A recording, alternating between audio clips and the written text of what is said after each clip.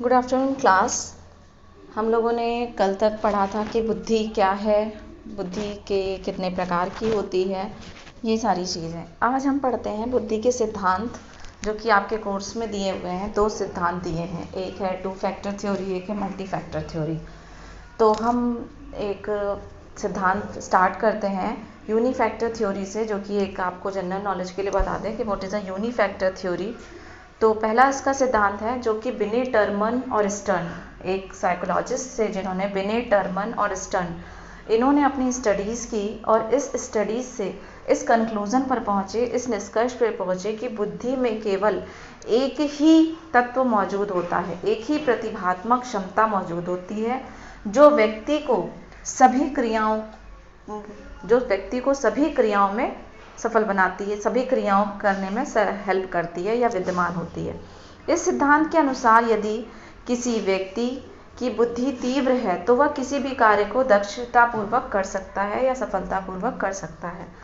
इस सिद्धांत के अनुसार बुद्धि एक अविभाज्य इकाई है। मतलब बिने टर्मन और स्टर्न ने जो यूनिफैक्टर थ्योरी दी थी, एक कारक सिद्धांत, उन्होंने कहा बुद्धि सिर्फ एक ही फैक्टर है, एक कारक है जिसकी बुद्धि तीव्र है, वो सभी प्रकार के कार्यों को कर सकता है।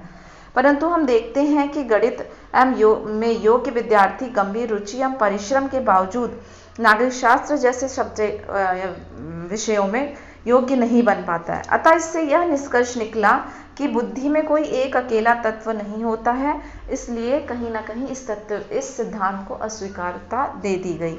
मतलब उन्होंने कहा कि ज़रूरी नहीं है कि सबकी बुद्धि एक ही जैसी हो, जो यूनिफैक्टर की बात की गई उसको खारिज कर दिया गया।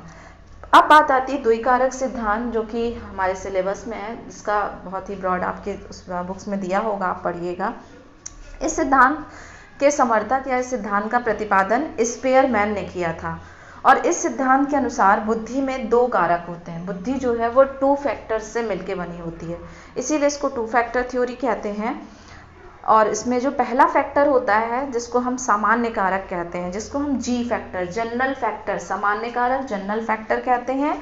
और दूसरा जो कारक होता है वो विशिष्ट कारक, जिसको हम स्पेसिफिक फैक्टर कहते हैं। तो जो जनरल फैक्टर होता है वो लगभग सभी की बुद्धि में समान होता है। जनरल फैक्टर ऐसा फैक्टर होता है जो सामान्य कार्यों को लिए प्रतिपादित क्षमता प्रतिपादन करता है, जो सभी में समान होता है। स्पेसिफिक फैक्टर सबकी बुद्धि में अलग अलग होता है। यानी जैसे किसी की गणित में अधिक रुचि, गणित की योग्यता है, तो उसका स्पेसिफिक फैक्टर गणितीय वाला है। किसी की संगीत में रुचि है तो उसका स्पेसिफिक फैक्टर जो है वो संगीत वाला है। किसी की खेल में रुचि है तो स्पेसिफिक फैक्टर खेल वाला है।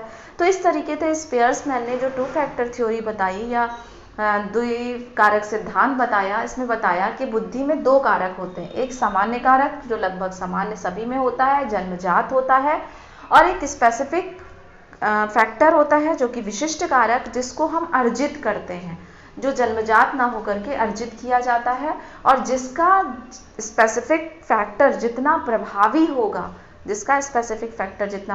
होगा, जितना एबल होगा, वो व्यक्ति उस क्षेत्र में उतना ही अधिक निपुण होगा। ये स्पेयरमैन्स की 2 फैक्टर थ्योरी थी। इस बारे में थोड़े से नोट्स हम आपको बाद में भी दे देंगे 2 फैक्टर थ्योरी के। उसके बाद जो दूसरा सिद्धांत है आपका, एक है multi factor theory, that is a बहुकारक सिद्धांत। इसका प्रतिपादन अमेरिका के जो मनोवैज्ञानिक थॉर्नडाइक थे, उन्होंने किया। थॉर्नडाइक ने, इससे पहले भी जब हमने बुद्धि के बारे में बात की तो हमने बताया था कि थॉर्नडाइक ने बुद्धि को किस तरीके से बताया। तो इनके अनुसार वो जो बुद्धि होती है वो कई प्रकार की शक्तियों का समूह है। मल्टी फैक्टर थ्योरी है, ये कई प्रकार का समूह है और विभिन्न प्रकार की शक्तियों में किसी भी प्रकार की समानता आवश्यक नहीं है। जो कई सारी शक्तियां हैं लेकिन उनमें समानता जरूरी नहीं है। थॉर्नडाइक ने बुद्धि के समान तत्वों नहीं माना है। उनके विचार से सभी मनुष्यों की बुद्धि विशेष होती है। यदि किसी एक में एक विषय की योग्यता है तो उससे दूसरे विषय की योग्यता का अनुमान नहीं लगाया जा सकता। थॉर्नडाइक ने बुद्धि को 3 भागों में मुख्य रूप से विभाजित किया है। 3 फैक्टर्स बताएं। एक मूर्त बुद्धि होती है, एक अमूर्त बुद्धि होती है और एक सामाजिक बुद्धि। 3 फैक्टर बताएं, contract intelligence, abstract intelligence and social intelligence, जिसकी बात हम लोग पहले भी कर चुके हैं, जो आपके पास नोट्स हैं। परंतु आज तक की बुद्धि के बहुकारक निर्धारित नहीं हो पाए। लेकिन अभी तक हम फाइनली कहें तो कि बहुत से कौन कौन से कारक हैं, तो वो अभी स्पेसिफाई नहीं हो पाया है। कोई 5 कारक बताता है, कोई 7 फैक्टर बताता है, कोई लगभग 120 कारक भी बता देता है। तो इस प्रकार अनेक अन्य कारक भी हो सकते हैं।